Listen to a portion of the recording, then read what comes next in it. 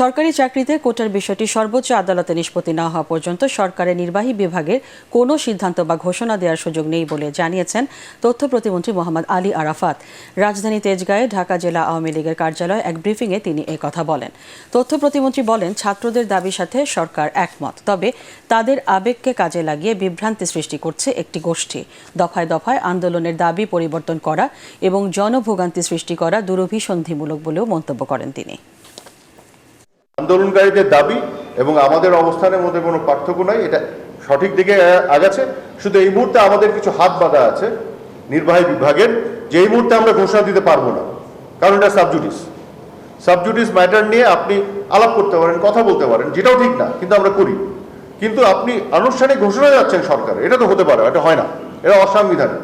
তো ওই অন্যায্য দাবি, গায়ের জোরে পাহাড় ঠেলা, এগুলো তো করতে গেলে এটা যৌক্তিকতা হারিয়ে ফেলে। তখন কিন্তু আইনিভাবে আমাদের ব্যবস্থা নিতে হবে।